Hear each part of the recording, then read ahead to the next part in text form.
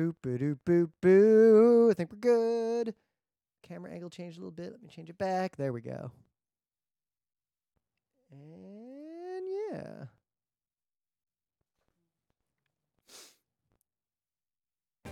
It's Monday, October 16th, 2017. I'm Rym. And this is Spooky October Geek Nights. Tonight, we're talking about a terrifying vulnerability in WPA 2. Let's do Ooh. All right. I got a news. Do you have a news? We could just do one quick news and go straight into the main bit, I guess, because the main bit's a big one. And people are probably going to listen for that as opposed to other nonsense.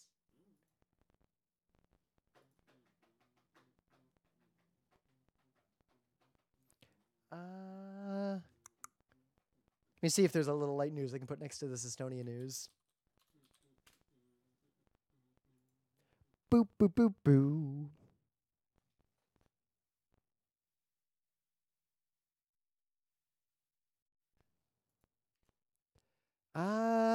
First thing I don't know enough about. EPA says radiation is not that bad. Oh, right, there was that sign, the gravity wave nonsense. That was actually pretty cool. Oh, right, that's the news. That's like the biggest news. That's the biggest real news. Oh, yeah, I gotta talk about that. Yeah, let me find. I sent you the best article on it. Yeah, I already read it. I read it before you even sent it to me. Yep. But how much I understand, I mean, two neutrons start smashing into each other. Every telescope on Earth noticed and pointed at it. They all worked together. Yep. Published the paper. They saw gravitational waves. I don't know much more than that. I don't understand. Yep. I read one quote. It was like, this one astronomer was like, "It's like we're blind men listening to echoes, and suddenly someone opened our eyes." Well, the thing that I read was like, it's already crazy that a neutron star exists and we know about it. Yep. And two of them fucking smashed into each other. Oh my God. Obviously, those weren't the exact words, but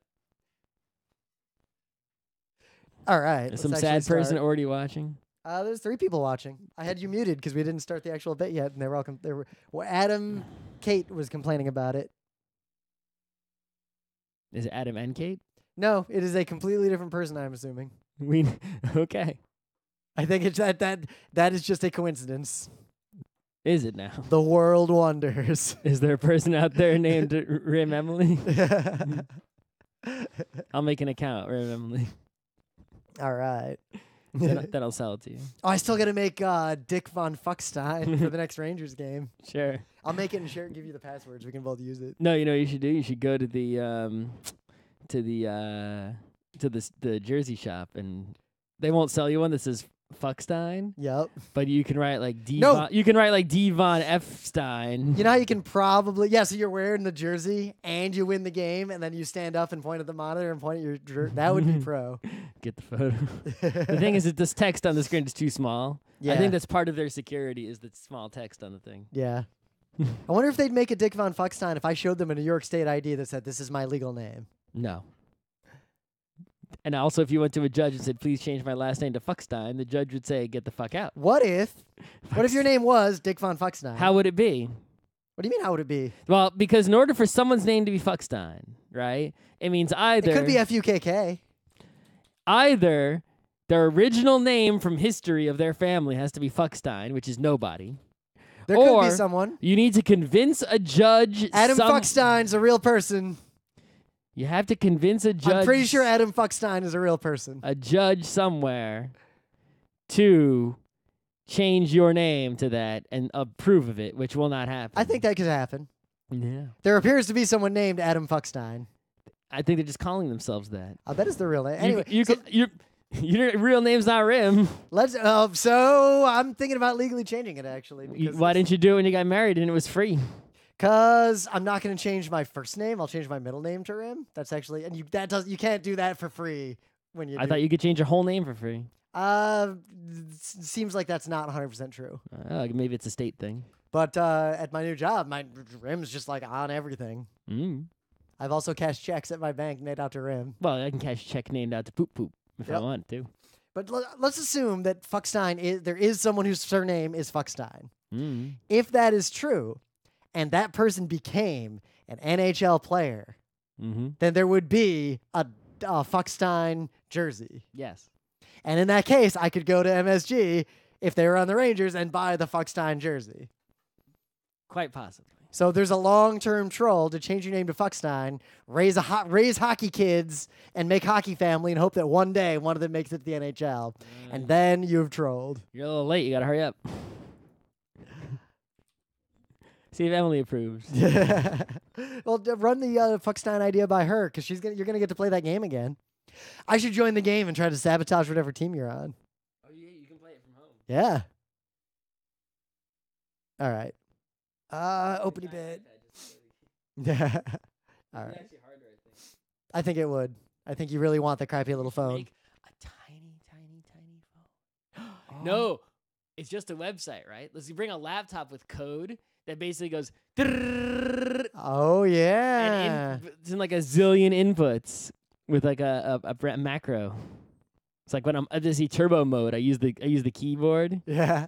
Because really, it's sending some sort of AJAX request every time I swipe, right? I assume so, unless it's just faking it. It might be fake. It seemed real. Yeah. I could sort of tell that it was real, right? See, you think that? I know it could be an illusion of the brain. Yeah, especially because it told us the exact same percentage of the time we swept across. But if we get it running on a computer, we can definitely look at the JavaScript. I could just download the JavaScript any old time. Yeah. If I bring a computer, and then examine that JavaScript, and then we can write a JavaScript that will then. Tell you what, if there's ever a real prize associated with it, we're fucking cheating. Oh yeah. I mean, if there's ever a real prize ever associated with anything, and all the code is client side, regardless of language, it's just that people keep $1,000 first person to beat this new candy box. Yep. Oh, look, the candy box is 100% JavaScript with no server side stuff. Yeah. Oh, look, I have 1 million of all the resources, and I'm done. All right, I'll start with There was one of those like a week ago. Yeah. I did it. It was what was it? It was the paperclip making one. It was 100% JavaScript. All right, I'll start this show. We got like 6 people watching now. 6 sad people. Yeah. Let's see. Yeah, I'm keeping with the horror theme because we committed to it. I'm doing it. Did we remember to do it last time? Yeah. I've actually been changing the music too. I'm using spooky versions of our theme. I'm saying the bits at the end. I'm like going all out this year. Have we forgotten even one day of spooky? I don't think so, except the days we just skipped entirely because we watched a horror show with MSG instead. Oh. So, yeah, we did a thing. You know, we have the opening bit in the show before we get the main stuff. It's not spooky. We went over to our friend's house and we did. It wasn't really a convention. We're just calling it ReviewCon because that's cool. Every con people group up now. Anytime nerds get together is now called a con for some reason. So we did something we called ReviewCon because a problem with Geek Nights is that in the old days, we had played a lot of games. And we started a podcast, right? And we just started reviewing every game we'd ever played. Right. Well, I mean, since the year 2000, we played games, a lot of them, right, in college and otherwise. Yep. And we started the podcast in 2005, late 2005, and we already had all these games played, 5 years worth of games to talk about. Not just played, but like played the fuck out of. Right. And then, even then, we were living in Beacon with all the fucking free time in the world. We played a lot of more games all the time. And now, when you have all the monies of New York to buy a lot of games, we live in New York, we have no time to play games. So we just got pros only. We sat down. Also, I started playing Netrunner instead of going to the Nerd NYC, which we gave up on. I'm going to start going back to the Nerd NYC, I think. Go for it. See what's going on there. I'll see if it's good. Scout it. Check it out. Because if it's good.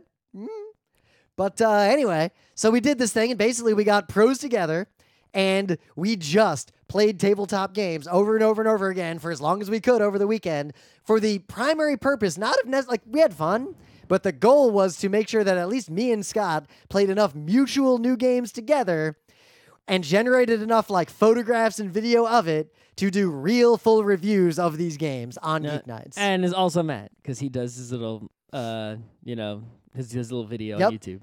And we got some vague ideas now. What has he called it again? I don't remember, but we're going to start possibly pooling board game related content creation more than just the two of us trying to do stuff completely on our own. We also live stream the whole thing. So which was great until we undermined it by playing 2 different games at the same time. That's fine. I think it might get a little chaotic. We'll see. I got to get those source videos and mess around, but that's the thing we did and expect some content from that. So in the news, before we get to the news you all want to talk about, there's actually much more important and amazing news that neither one of us is qualified to talk about. No, so basically what happened is earlier in the year, Yep. there was, well, not this year, I guess in the time of the dinosaurs, somewhere out, So, literally earlier- in the time of the dinosaurs. Earlier. Yes. There were these 2 neutron stars out in space, somewhere far away, and they smashed the fuck into each other.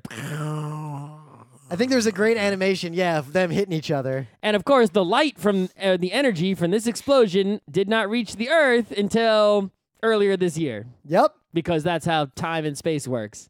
And when it did, which is the first anyone knew that it happened, of course, pretty much it was detected by all the telescopes on Earth, and they started calling each other, and pretty much everyone who had a telescope that could detect anything pointed it right at the fucking thing, like, oh shit. And all the space astronomers and astrophysicists and everybody, they all teamed up and they said, oh my God, we collect all the data on this. Holy shit.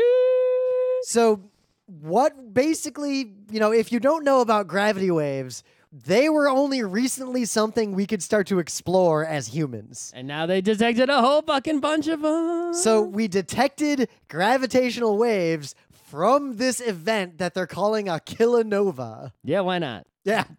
Astronomy, when something new happens, They're nerds still. It's get like, to why name wouldn't it. they make it an awesome name? Why Well, would like you, the thing, you're when- not going to when- make it some lame-ass name. when black holes, like the theoretical concept of a black hole was discovered, they could have named it anything. They named it black hole Yep. because it is literally a black hole But in also, space. that's an awesome name. That is a pretty awesome name. So, the gravity wave detectors that we have built detected this, and because we knew where it happened, because we detected it, we pointed all sorts of other sensors at it.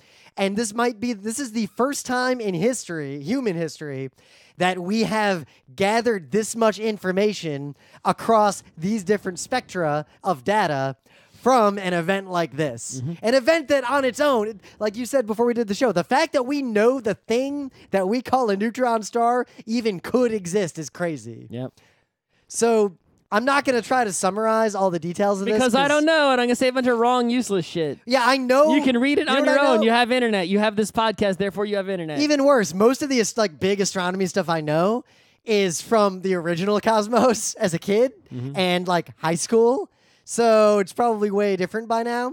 And I don't know much more about gravity waves than what I already said just now. Yeah. One thing I do know that I read in one article is that, of course, the actual neutron stars hitting each other is amazing and gravity waves are amazing. But the other amazing thing is that pretty much this is like the nail in the coffin in the end of the days of single person scientific discoveries. Oh, yeah. There's right? a lot in this article about right? that. Because the LHC papers or about the Higgs and whatever had 5,000 plus contributors written on them, and the paper for this is 3,000 to 4,000 contributors written on it, and it's it's not just because of new, observations. New big science from now forever is a team effort where pretty much everyone on Earth who's a specialist in the thing has to team up to be able to make big discoveries like this. There's no way. Yep. There's no low-hanging fruits anymore for an Einstein or a Newton or the guy who was actually Newton. What's his name? Who actually invented the calculus first? Whatever. Yeah, it's basically... There's no room for those people anymore because there's no fruit low enough that one brain can get it. You gotta have 1,000 brains. And this was a trend that was happening because we got from the point of visual observations and then just theory to computer programming and signals processing is a big part of how astronomy is done. Yep. And now gravity waves. You need any big discoveries from now until forever are going to be accomplished by enormous teams of people. Therefore, even if you're not in science, whatever your endeavor is, if you want to do something big, you should team up because it's getting harder for individuals to make great accomplishments in the world anyway, in any field. There's one guy, Charlie Kilpatrick, because he was noted in this article. They were all trying to look at this thing now that they knew something was happening. And the relevant quote from this article is, quote, Charlie is the first person, as far as we know, the first human to have ever seen optical photons from a gravitational wave event. Mm-hmm. This is cool stuff, and kind of like how the electro telescopes, electromagnetic analysis and background radiation, all those things, that revolutionized astronomy. and made everything we knew up to that point kind of obsolete. I feel like this might be a similar turning point. Also, this was apparently such a crazy explosion, this nova, that if you had a normal amateur telescope, obviously maybe not a really crapo one, but like, the kind that you can buy at the store, you could have seen this. Which is like, well, I guess you can't see it now. It happened, in time of dinosaurs. All right. So in other spooky news, we're going to talk about the WPA vulnerability as the main bit, because that's the big one. But a similarly big thing also appears to have happened today. Right. So it's weird how we always talk about things that we want governments to do, like, hey, you should make public-private keys for your citizens instead of social security numbers. Instead of a social security number, you should get a private key at birth from the government. Oh, we should make digital monies. Oh, we should do all these things. But then it turns out when those things actually get implemented in the real world, they're always in sort of dystopian and evil form that we don't want. No one does things in the good way. It's like, please make this. All right, I made it. Why did you make it evil? So, please make me a cake. Why did you put poop in the cake? There's a lot of reasons why Estonia, in many regards, is way ahead of the curve in terms of technology. Yeah, I think this was in news when they first did it, because we were like, ooh, a government is making cool technological ID cards, like all modern and sciencey and internet-y, offering internet citizenships and stuff. It was literally the thing I always wanted. Right, the basic concept of it was great, but it turns out the actual implementation is not great, and Estonia is not great. So as far as I can tell, they use RSA, and every citizen is given a card with a 2048-bit RSA key. That's great. That's fantastic encryption. That's not going to be broken as long as you're not doing evil things like denying the cards to poor people and whatnot. Yeah. Or, Well, but all those concerns aside, requiring the cards in order to vote. Apparently what happened is an RSA library that this company Infineon developed. I don't know if they developed it for this or it was just used for this, but the algorithm to generate the prime numbers used by RSA for these keys was vulnerable to factorization attacks. Also, meaning that from the public key alone, and within a matter of days, a computer can look for factors that will generate the prime numbers that will match that public key. So from your public key, someone can derive your private key, making this encryption fucking useless. Yep. Also, because if someone gets a private key, and this is relevant to the later discussion, if someone compromises like symmetric keys or whatever, there's lots of ways to get around that in terms of encryption. But if someone gets your private key, you are just fucked because your private key can be used to pretend to be you and encrypt anything as you and decrypt anything as you. Even though they generated the key stupidly and they could have just generated good keys with like OpenSSH, however that OpenSSL or whatever it is, they could have just made perfectly good keys with that. They chose not to. The government was making both keys and then giving you both keys. It's like, no. Now, how do you know the government of Estonia wasn't just keeping copies of all the private keys? That doesn't work. You actually have to make the keys on your own or else it's already useless regardless of what method is used. Or you set it up where the government makes a key, but you input a passphrase for that key in a means that they cannot get. No, you have to make the key then it's on your own. You need the card with the crypto key in it. Maybe if you don't make your own key, then it doesn't work. The government cannot have the private key or ever see it ever. Otherwise, fuck it. But even the government having the private key in some fashion is not as bad as this. Yeah, it is. If they have the key, they don't even need to factor it. They just have it. Well, so here, anyone with your public key can make your private key. Yes, it's also bad. Quote, it means that if you have a document digitally signed with someone's private key, you can't prove it was really them who signed it. Or if you send sensitive data encrypted under someone's public key, you can't be sure that only they read it. It's literally a disaster. Like, this is as big a disaster, if not more so, than the fact that like all of America's social security numbers just got released. You got to make all new keys for everybody. Just like the U.S. needs to make all new social security numbers for everybody or get rid of social security numbers because that private company just released them all. Anyway. That's a separate discussion. So you can read this article if you want to know the details, but the fundamental moral here, if you take nothing else away from this article, don't roll your own fucking encryption. You're going to do it wrong. Do not write your own encryption. There's already open source libraries. encryption. That's just fine. Just use it. Why would you do anything else? It's already out there. Just use it. Yep. All right. But anyway, things of the day, because we have a lot to say in the main bit. So what do you got? So, apparently, I had this game as a kid. It wasn't a very good game, but it wasn't a so awful game that you couldn't play it. It's Sonic 3D Blast for the Sega Genesis. It's one of the... It's a really interesting and unique kind of game, if you've ever played it. It's a little frustrating. I wouldn't, recommend you spend that much time on it, other than to, investigate it and see what the deal is. But anyway, it's interesting because apparently I didn't know this as a kid. If you have the game and you sort of bump it, like the cartridge, you bump it a little bit, physically, the cartridge is in the Genesis and you bump it, you might and are actually quite likely to end up at a cheating stage select screen. I had to enter codes to get to that screen, but apparently you can just get to that screen by bumping the cartridge around. Yeah. It's what the hell? So a guy who programmed the damn game made a YouTube video explaining why this happens, and the gist of it is that it's really funny. Yeah, you would submit games for testing, right? And had to be approved before they could be put on cartridges. It's Sega or Nintendo would do their own testing before they applied the seal of quality, right? Be it Nintendo or Sega. And if you had your game crashed, you obviously got rejected, and that cost you a lot of time and money. You wanted to get passed on the first try. And even if you didn't get past, you wanted to know what the hell the error was, right? So they would put code in the game, to send them, so that they would see what the errors were when, testing happened. But then when they actually submitted and they wanted the game to get passed, he replaced the exception handling code with stage select screen. So basically, if any, they reduce the errors a whole bunch, there's almost none. Yep.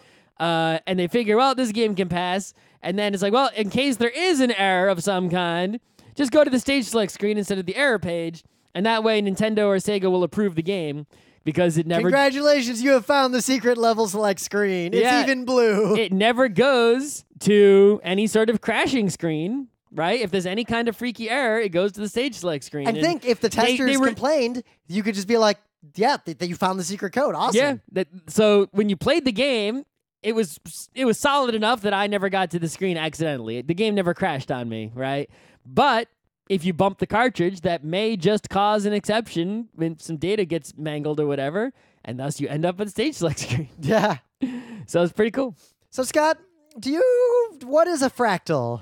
So a fractal is you basically make a grid, right? But not, I guess a plane. And instead of going X, Y, which is real numbers, you go real numbers, then use complex numbers on the vertical axis, right? So and then... So you got infinity to negative infinity on the horizontal, and you got, I guess, complex infinity and complex negative infinity on the vertical, where the y would normally be.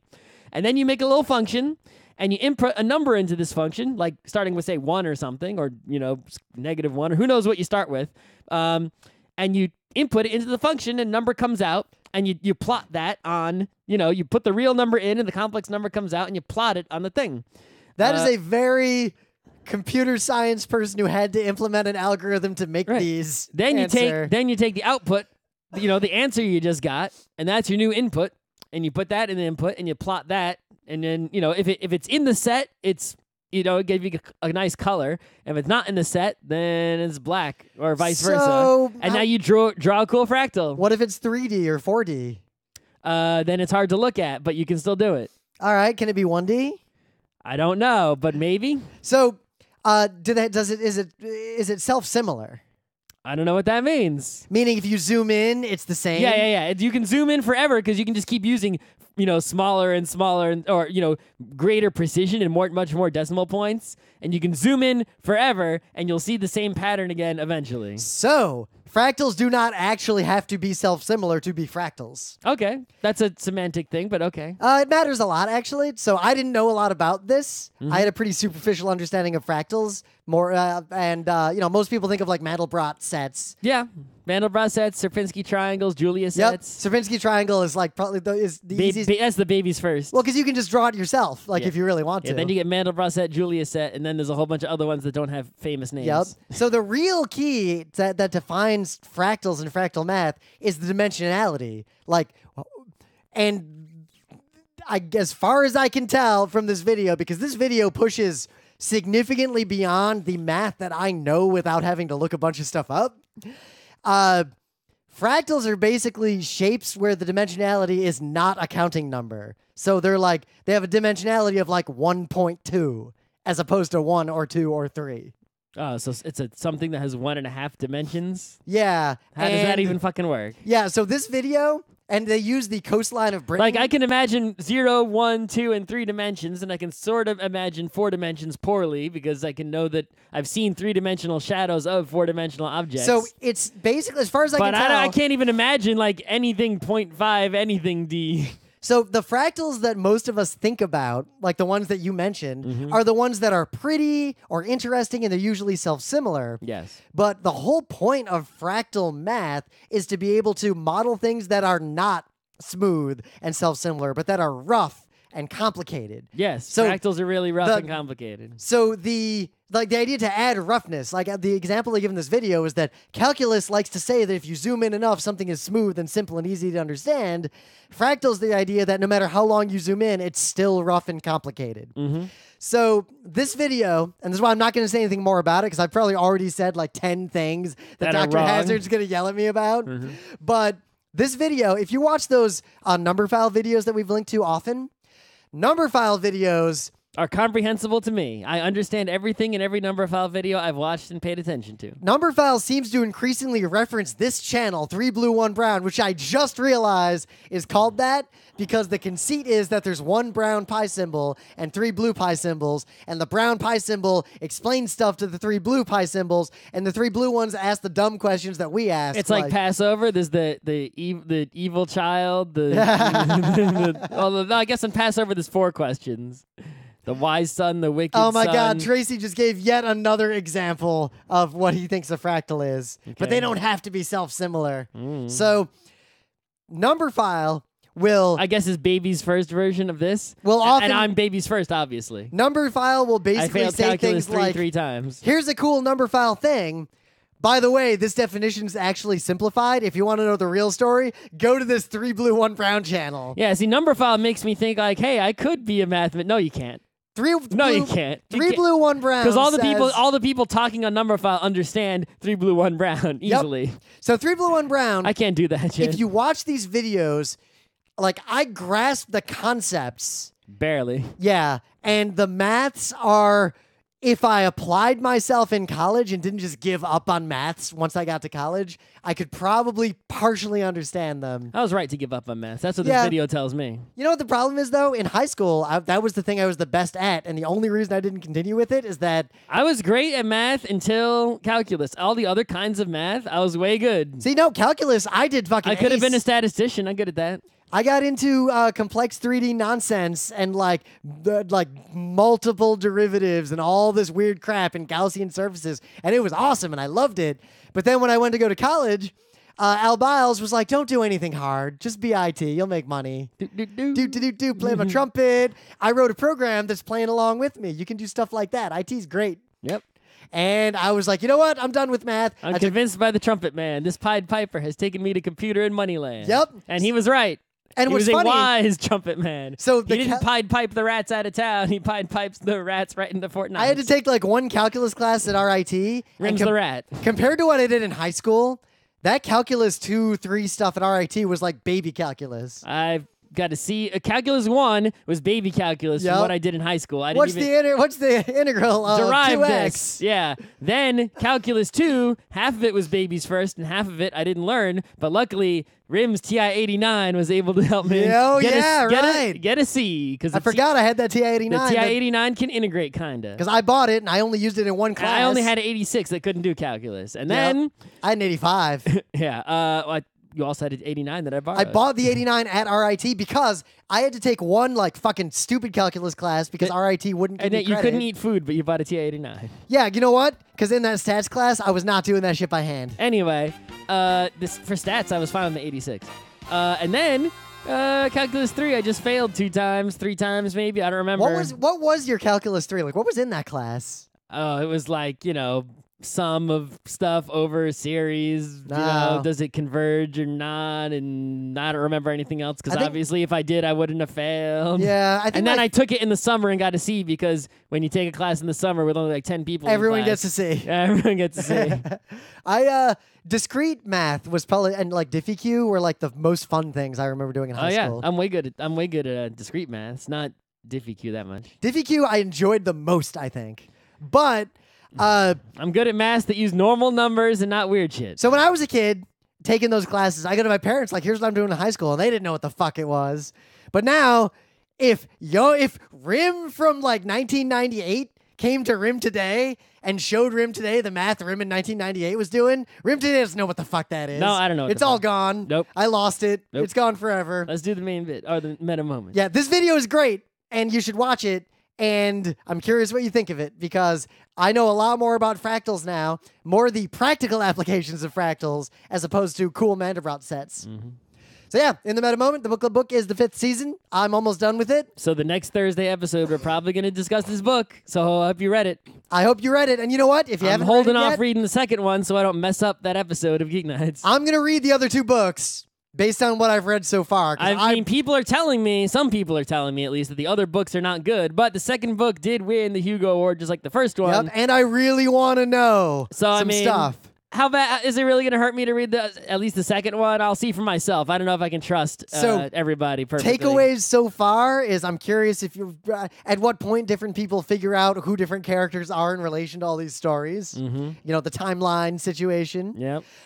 Number 2, how hot is that pirate captain? Arr. So hot. That guy is the hottest guy in any media so far. Any media ever. Well, partly He's 'cause- he's Akio hot. Well, because he's vaguely described in terms like certain like details of the world are often vaguely described, so you get these impressions of things. The impression of him that he might be the hottest human being to have ever been crafted by man or beast, Yeah. and it's real hard to dissuade me from that opinion. And what else? I want to know. I want to know what the deal is with that socket. Yeah, but I mean, of course, I was one of the terrible secrets. And I have a of space. feeling that the socket is not revealed by the end or of in the this first case, book. the terrible secret of Earth. Yep. I want to know more about that implant too. Especially because Them Guardians, they're the coolest ninjas. yeah, but at the same time, I feel like half the Guardians go insane. Like there's an implication, and I want to know what's going on. There's also some Hokuto no Ken with the Guardians. The tap I tap on said the they're- back of the skull. I said they're ninjas. Yeah. He's not a ninja. He's just he's a Grandpa ninja. yeah. Any other meta thing? So the next convention we are going to is PAX Unplugged. oh my god, it's the Oh my week God. before Thanksgiving. It is a month away. Also, the first week of Thanksgiving, the first week of November, that weekend has too much shit going on. Here's Oh all my God. Here is all the shit that is going on in the first weekend of November. Are you ready? GaymerX East. Are we going to that? I don't know. So they're having trouble scheduling their panels, as far as I can tell. So I got an email from them, and they were like, "You are one of the panels we want to schedule, but we're having a hard time deciding." So they asked me to like explain a lot more detail about what we're going to present, and I gave them a ton of stuff, and then they didn't get back to me. All right. Anyway, so we might go to that one day, probably. You know, we went to it last year. I actually saw last year at GaymerX East, I saw N.K. Jemisin, author of 5th season. Oh yeah, Anyway, and she was totally nerding out about Dragon Age stuff. Okay, also happening that weekend, New York City Marathon. I don't know if anyone cares, but if I'm not doing anything else on that Sunday, I could do the thing we did last year where we bike the marathon route before they close it off. oh yeah, I'll do that again. Maybe. Okay, the other thing that is happening that weekend is the BlizzCon. Oh yeah, The championships of Hearthstone, Overwatch, etc., etc. It's the BlizzCon. Friday and Saturday. BlizzCon is not Sunday. It's Friday So and Saturday. last year I didn't really watch a lot, but this year, now that I've gone from being steeped in Overwatch to being fucking steeped in Overwatch. So I usually, I never planned to like watch BlizzCon or anything, but what happened is not only is for the past few years, the first weekend of November has always been BlizzCon, it has also always been the Fantasy Flight Games World Championship. So what would end up happening inevitably is I would go to Twitch to watch the Netrunner World Championships, which are again the first weekend of November, and end up seeing, oh, Hearthstone World Championship also, eh? Let me spend my whole weekend watching Card Game World Championships. Yeah. So as you got 4 things for your first weekend of November there. And then other cons coming up. We're going to be at PAX South. We're going to be at MagFest. MagFest. And etc. But at PAX East tickets are going to go on sale, not before PAX South, but right after, not PAX South, OS. PAX OS is real soon, like a few weeks away. It's in October. It's currently October. Right after PAX OS, you got to be on the PAX East alarm for tickets if you need to buy them and you're not enforcing or something. Yep. Pay attention.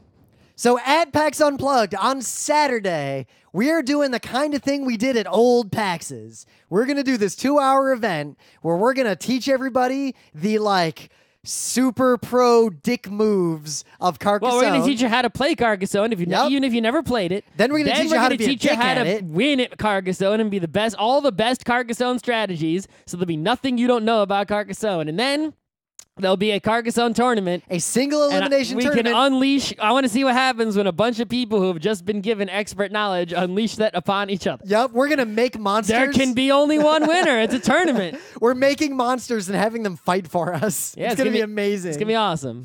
So that's going to be on Saturday for 2 hours in tabletop tourney. Mm-hmm. That's it. They didn't put out the enforcer thing where you choose what you want to do yet. I did not see that. Okay. Let me get a drink because I had a cold over the weekend. I'm still kind of coughing.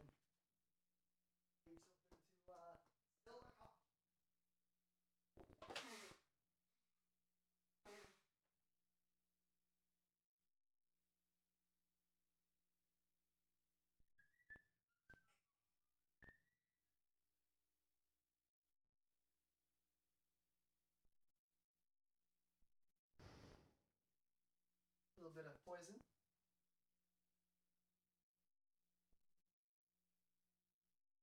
There's a big whodunit at my office because some people got sick. Who done it at Bloomberg? Well, so some people just got like colds. Okay. But the previous week, a bunch of other people had colds, and the game is just who's the one who got everybody sick. You could just have HR look at the data of who was out sick. Oh no, because some people came into the office a little bit. It's more like, depending on who's sitting where, we're trying to like figure out who was patient. Doesn't HR have that info? But between the logins on the terminals, which is definitely logged. No, we're not doing anything like that. We're just like trying to suss it out on the floor because we're all in like one area together. How many people are on this floor? It's just like a big sea of desks. Yeah, big sea of desks. And you just walk in and pick one. Yep. Well, yep. You pick the same one all the time. Well, no, I have a permanent one. Oh, okay. In fact, I have my name on it. Ooh. Rym DeCoster. Ooh. It's actually kind of cool that they Does it have like, walls? No. No. I have a half wall. I'm kind of glad I don't have walls. Like in the old days, I had walls. I have a little tiny. It's like you can see over it, but it's still a little tiny wall. Oh, people are a little delayed. While I was getting my poison, someone was like, "Talk to us, Scott," because all these streamers like watching. Stop watching. Go do something better with your time. Go There's work 13 on a people in creative here. project that you've always dreamed of. Write your book, make your game, make your movie, take photos, make some arts, build your skills.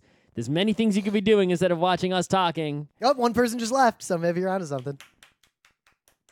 All right, I'm gonna start. Good job setting a good example for the others. I'm gonna start the second half of the show. See, you could say, Scott, why don't you do that? That is what I'm doing. I'm creating something right now. Why aren't you?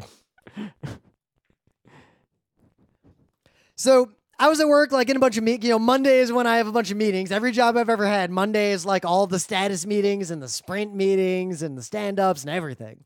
So Scott like messaged me a bunch, and he's like, something, WPA vulnerability.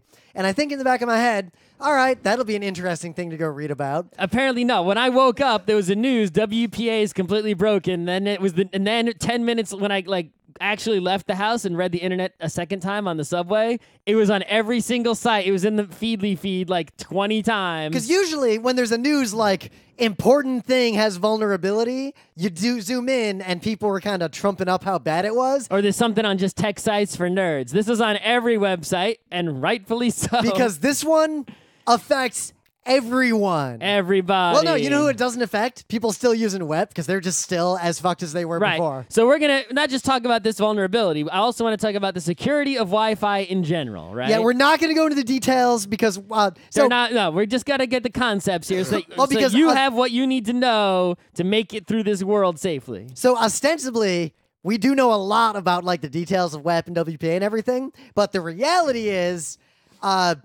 I don't remember a lot of those details because the last time I actually cared was when I had to take tests on it at RIT. Right. So now here's the fundamental thing. You start at the beginning here, right? All right. The bottom of the layer, the hardware layer. If you're using a wire and someone wants to spy on your shit, They have to either... they need physical access to that wire. They got to cut it and put computers in between it, or who Yep. knows. And that already provides you with physical security. For Wi-Fi, there is no physical security. Your computer, all the bits that your computer is sending, so, the password that you just typed in that you then push submit, They're going out the in YouTube a video, sphere. the YouTube a sphere, a three-dimensional sphere of electromagnetic radiation that is just the bits. Yeah, your computer turns that into bits and broadcasts it out into the air where anyone can touch it with their antenna if they're close enough. And likewise, all the shit you're downloading, all the porn you're watching, the Geek Nights you're listening to is being broadcast by the router near you into the air and everyone can look at it. So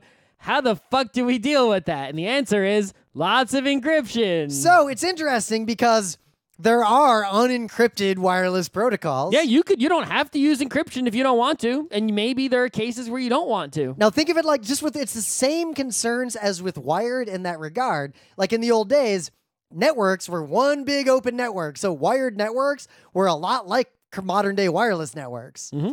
And if someone had a packet sniffer, they could literally see anything. So packet sniffers were a big security deal.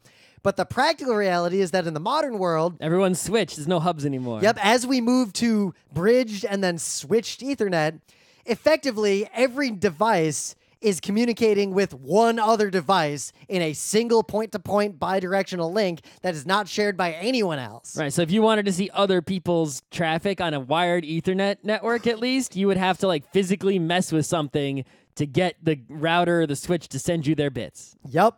And but before wireless, everyone sees everyone bits. Oh my god! And before any of you say vampire taps, because someone mentioned vampire taps to me recently, no, that's not a thing anymore. No. In fact, that was barely a thing when I was still in college. Yeah. I've used them. I've used 10 base 5 and 10 base 2. Guess what? 10 base 5 and 10 base 2 are gone. Yep. Anyway. Yeah.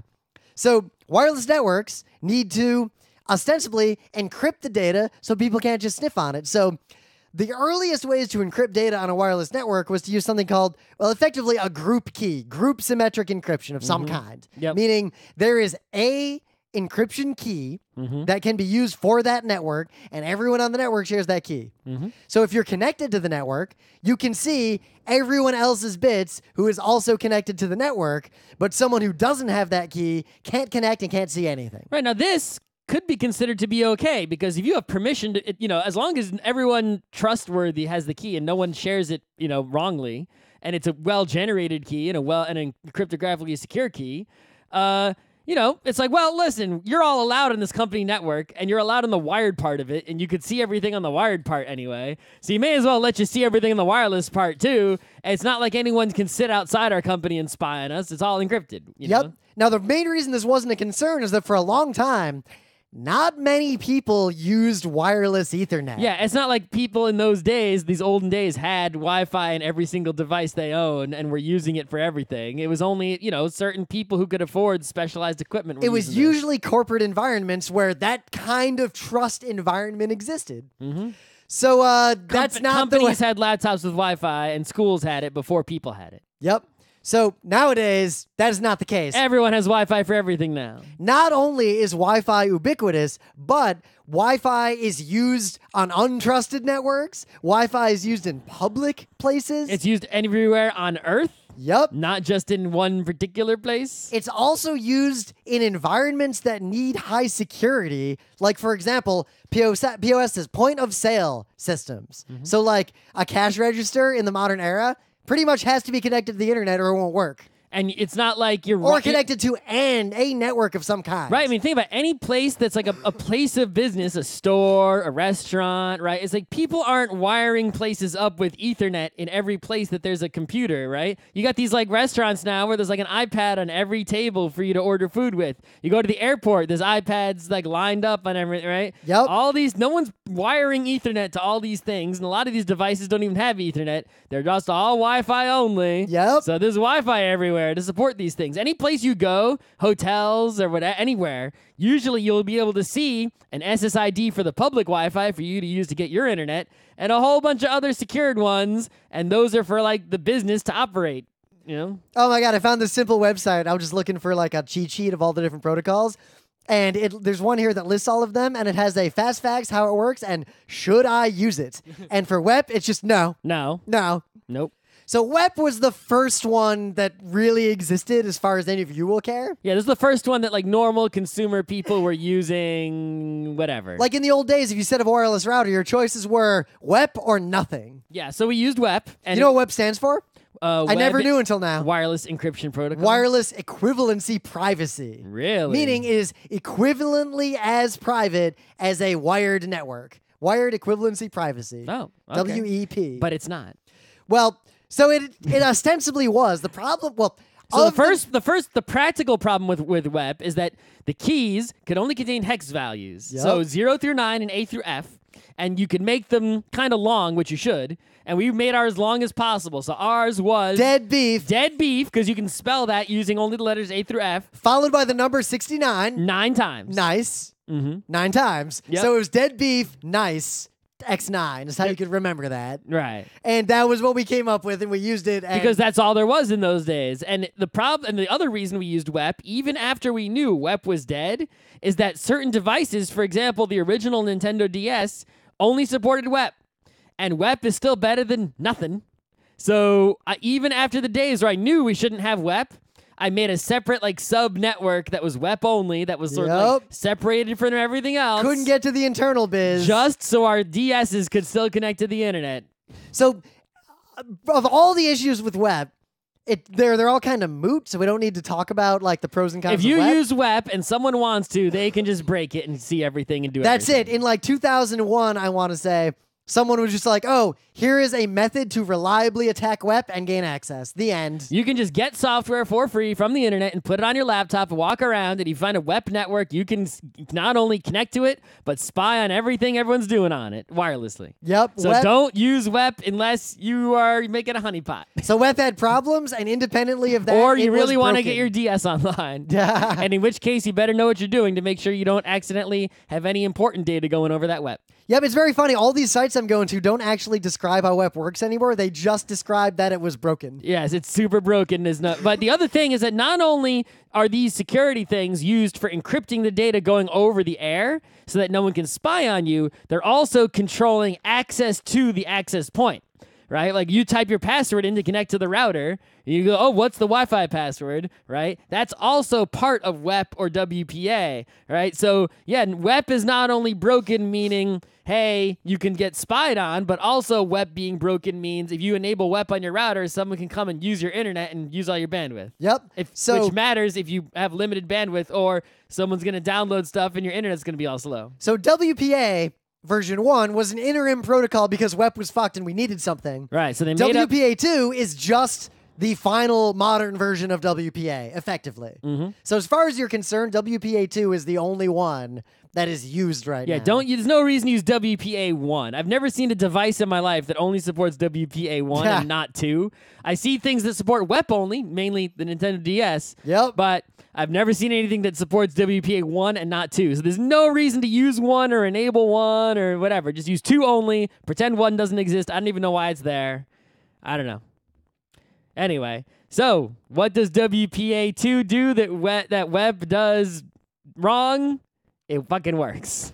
So WPA 2 has a fundamental vulnerability. Well, that we only discovered today. And this is shocking because the vulnerability is so simple that I'm sure that there are a lot of people who've been exploiting this for a long time, and we didn't know. Well, it was discovered months ago.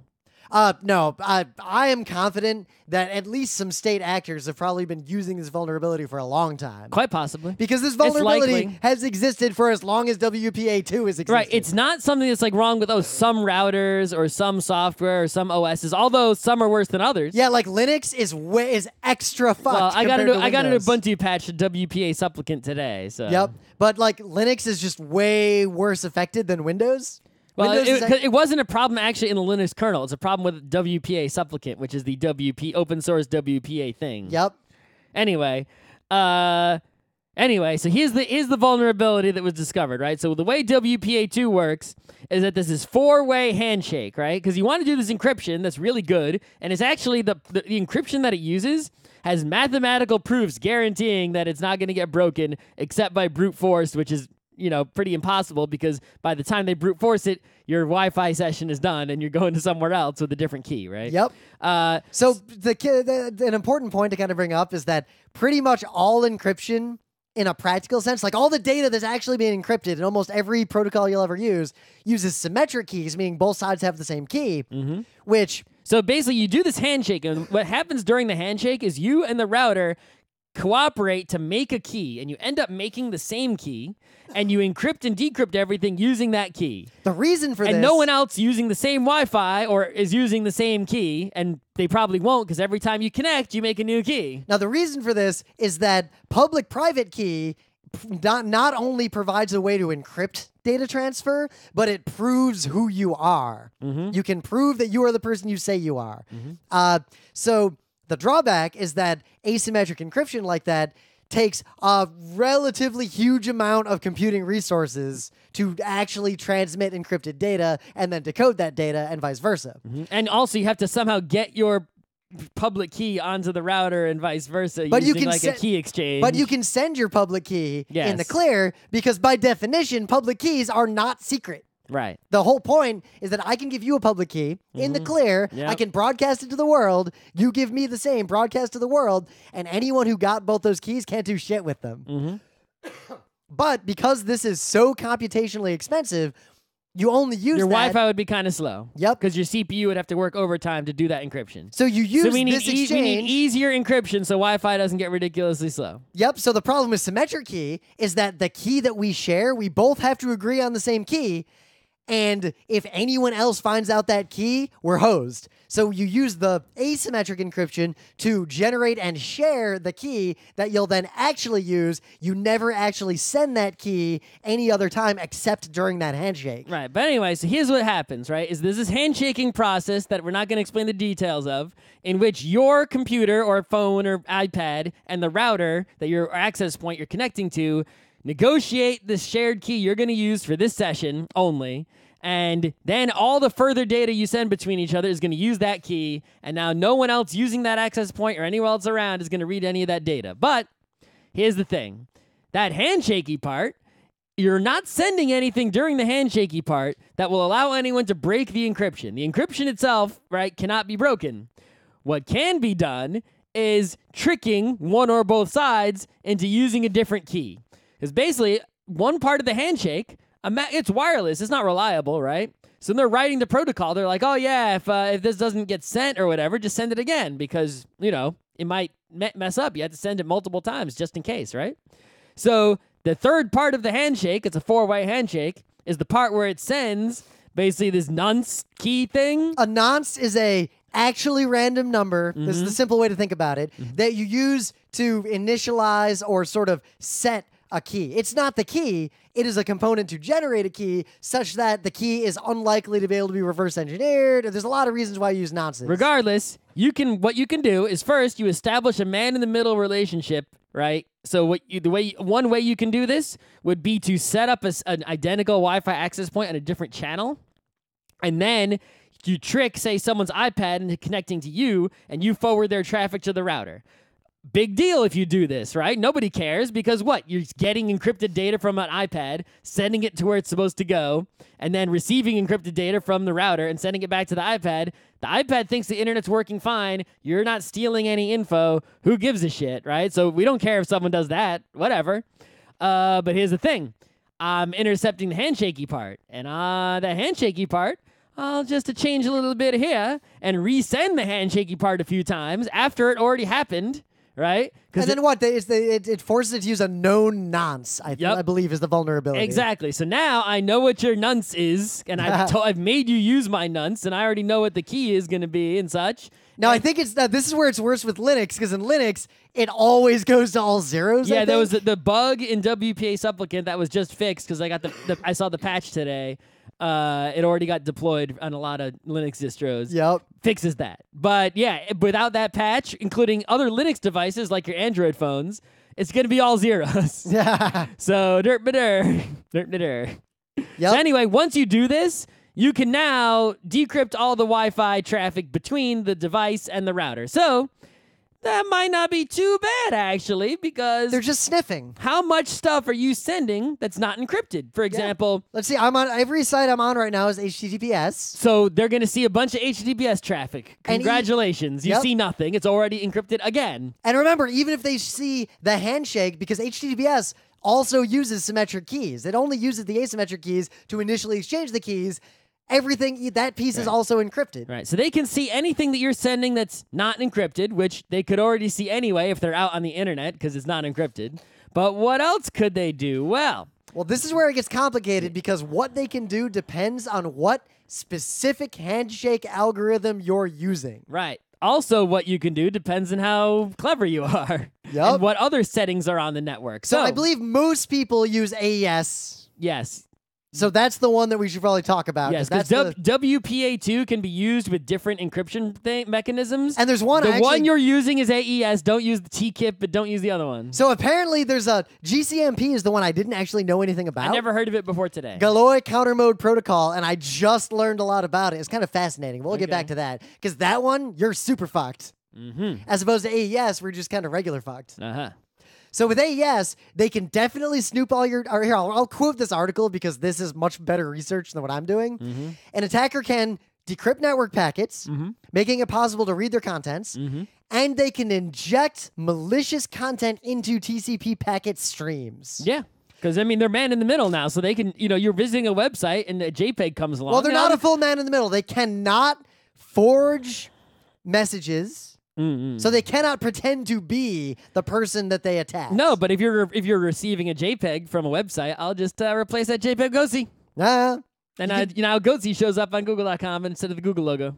Yeah, but so basically, quote, the key itself cannot be broken or forged, so the attacker cannot forge a key and join the network. Instead, they have to use a cloned access point that uses the same MAC address as the access point of the targeted network. Right. You still don't know what the WPA password is. You can't connect to the router. All you're doing is looking at all the data that's going back and forth. That is why my news about Estonia is so devastating, because in that one, you can derive the actual key. Right. This isn't a case where the encryption itself is broken. It's a case where The handshake is somebody's broken. forced you to use a shitty key so that they can see what they can decrypt. The handshake is broken, compromising the session key, the symmetric key used for just that conversation. Yeah, I didn't unlock your lock. I made it so that the key to your house is now a flat key with no bumps on it. Yep. And then I opened the door.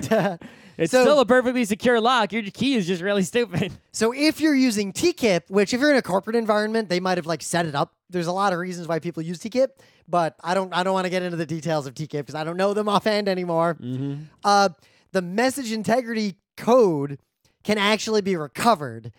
This allows them to replay captured packets to the network. They can also forge and transmit entirely new packets to the targeted client from the access point. So they cannot pretend to be you, but they can pretend to be the person you're talking to. Now, they can't break the HTTPS.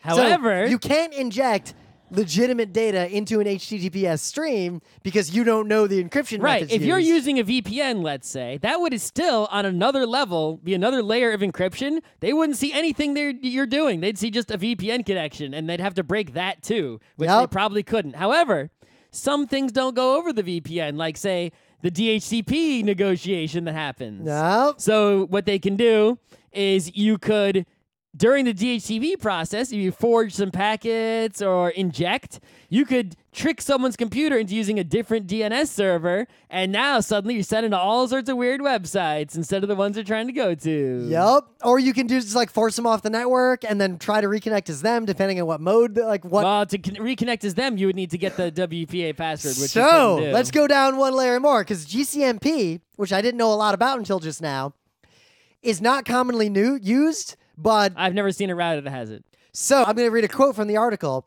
Given that GCMP is expected to be adopted at a high rate in the next few years under the Wigig name, W-I-G-I-G, this is a worrying situation. So apparently GCMP, the Galois Counter Mode Protocol, the benefit of using it over AES is that it has the same level of cryptographic reliability, meaning it is just as mathematically secure, That's good. this exchange, but it is way less computationally intensive. It is super efficient and super fast, and for reasons I don't want to get into, it allows parallel encryption and decryption because one block of data is not dependent. So you can basically do it better when you have more cores. Yeah, which modern computers do. Or if you have an access point or some piece of hardware, you can have a hardware chip that does encryption in parallel and save power, save CPU cycles. That's good. Yeah, it's great.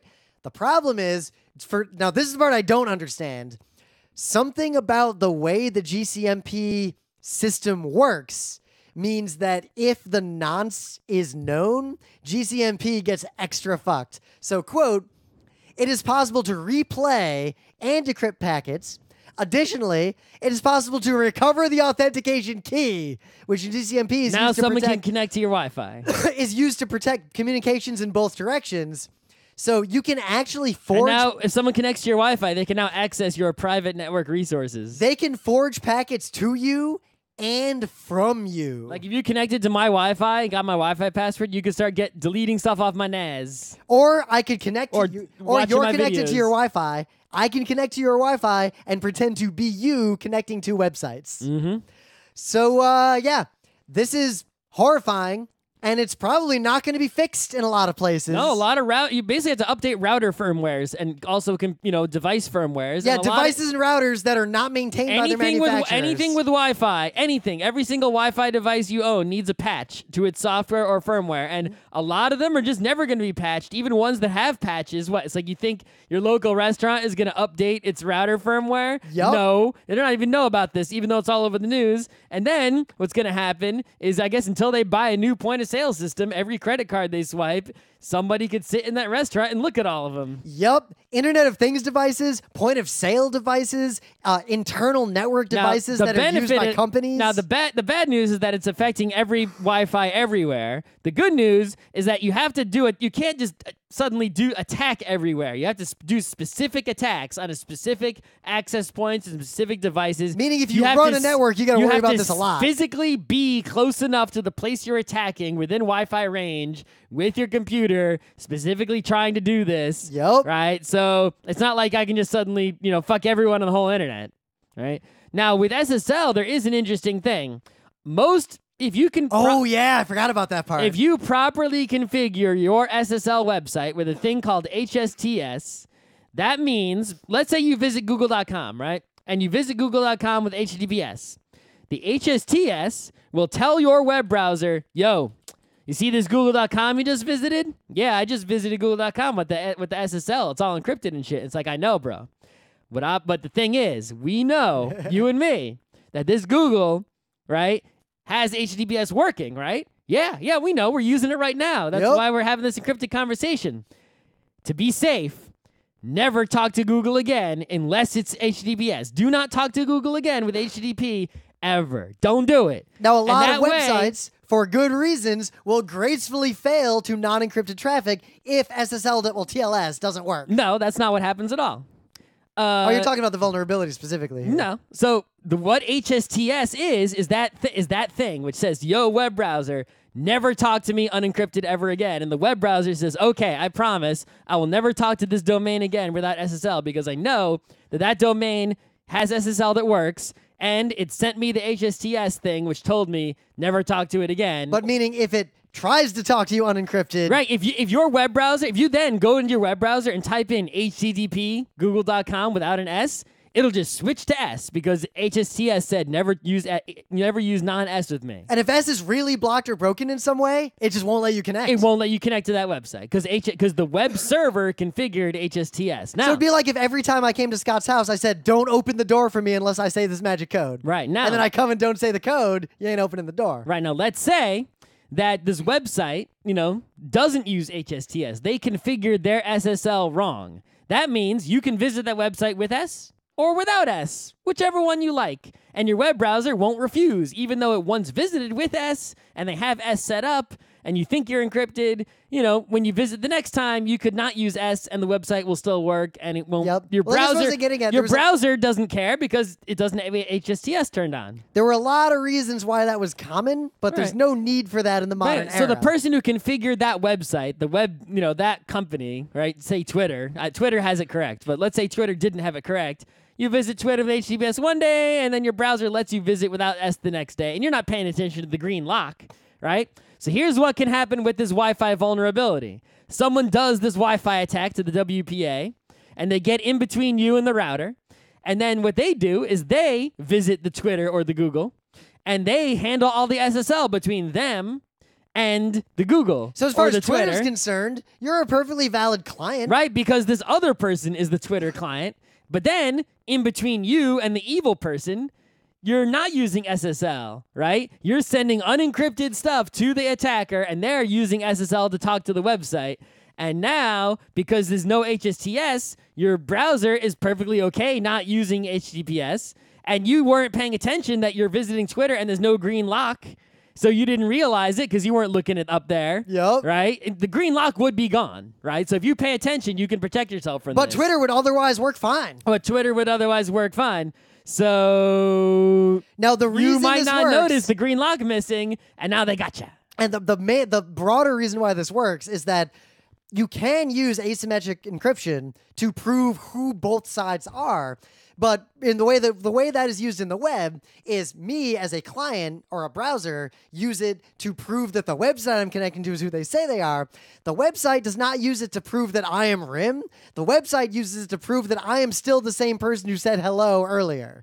It doesn't care who I am. It only cares that I'm still the same person. So as a result, it doesn't have any way to verify the real person on the other end, because if you tried to make every person on the internet use a public key to prove who they are when they connect to websites, that would be a very bad situation. Anyway, so yeah, this is if anyone wants to commit a targeted attack against Wi-Fi, sit in a Starbucks and collect credit card numbers, anything like that, it is very possible now. So I recommend use a VPN. And I recommend that you try not to connect to any shady Wi-Fis. Yep. And if use a VPN anyway. More importantly, And there is one piece of good news. go to your DNS and make it so that it always uses Google DNS and never the DNS the DHCP server tells you to. At least for on now. your Wi-Fi, iPhone, iPad devices. But there is some good news. If your device, your client device, like your patch phone, all your devices. but if your phone is patched, even if a Wi-Fi router is not patched, they cannot attack your session. Right. So make sure you patch everything you own, your phone, anything that has Wi-Fi. Try to get a patch for it if you can, especially your router. Yep. The broader question is that people are really freaking out about this, but I saw a great quote on Twitter from a security researcher that really is important.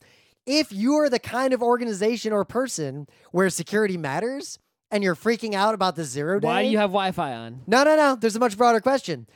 The idea that any given day a 0 day could appear and you got to figure out what to do about it should be a standard operating procedure. That's also Your true. meeting this morning should not have been, oh God, what do I do? It should have been a crazy 0 day happened. Let's do the procedure. So if you're blindsided and panicking about this, that's going to happen to you a lot in the future. I think the because- procedure would be turn off Wi-Fi until we patch everything. Yeah. If it's your data's that important, your Equifax or something, you should turn off all your Wi-Fi until you fix it. Yup. Because Equifax didn't do shit. But the other broad point that is terrifying to me is that this attack is baby's first attack. Like, Oh, if, yeah. like in RIT, I took a class with Katsu. We had to hack people. Like, it was the hack people class, and we actually hacked against the computer security class. That's how RIT did it. The first thing I will do if I ever want to break encryption on a protocol is try replaying handshakes to see if anything works.